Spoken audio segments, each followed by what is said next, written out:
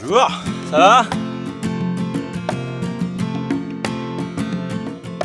C'est trop bon!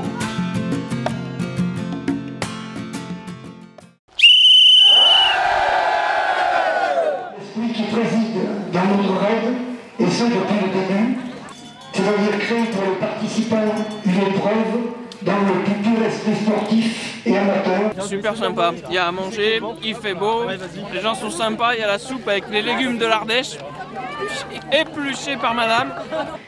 Qui fait toute la valeur de ce type de compétition et garder entre nous, bénévoles, cette amitié et cette convivialité qui fait notre force. Ils sont en pleine forme, ils ne se plaignent pas. Hein. Avec le raid nature, 1000 concurrents. C'est la limite qu'on s'est fixée et on s'y tient. Le Kid Raid, il est ouvert aux enfants, accompagnés d'un parent ou d'un ami, aux enfants de 10 à 16 ans. C'est une épreuve purement ludique, c'est une découverte du bien-être. Il n'y a pas de compétition, tout le monde est récompensé. Le numéro 2, Emma. Cette fois, mes enfants, on y est. Messieurs. C'est d'accord?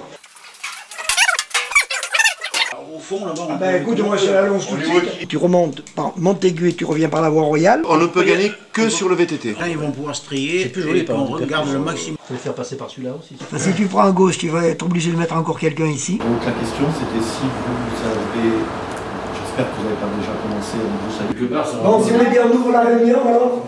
Regardez, le but c'est la réussite du raid. Ce qui est extrêmement regrettable, c'est qu'il manquait énormément de personnes représentant les institutions. La longueur de la course à pied soit la moitié de la longueur du VTT. 6 à 8 km. Tu veux donner les tiens. Si tu veux donner les... Voilà. Voilà. C'est le 6e qui drague. Donc moi j'ai stressé tout l'été. J'ai perdu mon ventre. On a été très bien accueillis par la mairie de la Gorse. Comme celle de Que ce soit au niveau des élus ou au niveau des secrétariats. 1000 concurrents, ça veut dire pour des raisons techniques, ça veut dire 500 bateaux. Ce sont 500 bateaux que les loueurs de bateaux des gorges de l'Ardèche nous prêtent à titre gracieux tous les ans. Je te remercie d'avoir cité les loueurs de bateaux. Souvent on les cite dans d'autres exemples, mais celui-là il est positif. Sans vraiment l'avoir cherché, on a constaté que ce raid finalement était une épreuve maintenant très courue par les grands du raid. Très sélectif, physique, hyper technique. On reste un raid convivial et un raid d'amis. Ils viennent là pour passer une bonne journée, dans une très bonne ambiance, et nous ça nous plaît. C'est qu'on a le choix des ravitaux quand on arrive. C'est merveilleux, on est dans un paysage merveilleux. On passe une bonne journée pour résumer. C'est un régal. Alors, génial! C'est fantastique ce raid! Et on se régale parce qu'il y a une organisation d'enfer.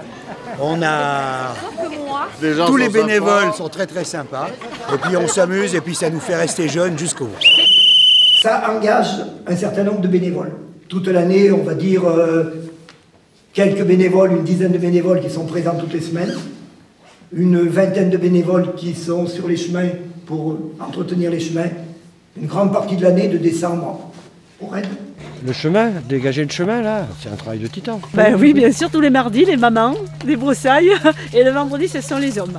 Et le jour de l'épreuve, entre 120 et 150 bénévoles qui sont sur le terrain pour contrôler un tout petit peu quand même, diriger les concurrents, le ravitaillement. Ils auront de la soupe chaude, ou du chocolat, ou des denrées s'ils ont faim. Allez, que du bonheur! La gendarmerie, ça on doit la remercier, qui chaque année fait un gros effort pour nous venir en aide.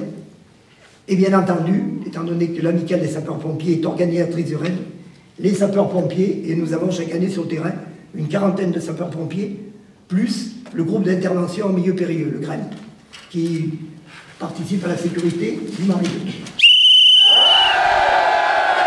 En ce qui concerne le développement durable, je crois qu'on peut dire sans en rougir qu'on a été des précurseurs. Les premiers temps, on pourrait dire qu'on s'est bagarré contre, et maintenant on va dire avec la Frappnard. En fonction de l'endroit où niche le lac de Bonelli, nous on essaie de passer un tout petit peu plus loin.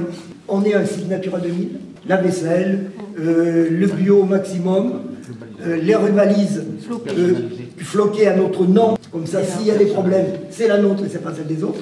Et nous débalisons le jour de la course.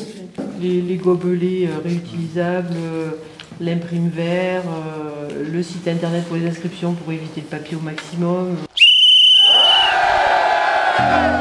Et entre les loisirs et le sport, les raids d'aventure en Ardèche avec une épreuve particulièrement difficile. En ce qui concerne quand même les retombées économiques, nous, on a des chiffres sur lesquels on peut se baser. On a fait faire une étude. Disons 350 000 €, c'est à peu près le chiffre d'affaires d'une PME dans le tourisme sur la Pont d'Arc, sur la saison. Visiter un peu l'Ardèche par la même occasion. Et puis on n'est pas venu toute seule, en fait on est venu en famille. Avec un bon petit groupe. Franchement, c'est à refaire parce que c'est super sympa.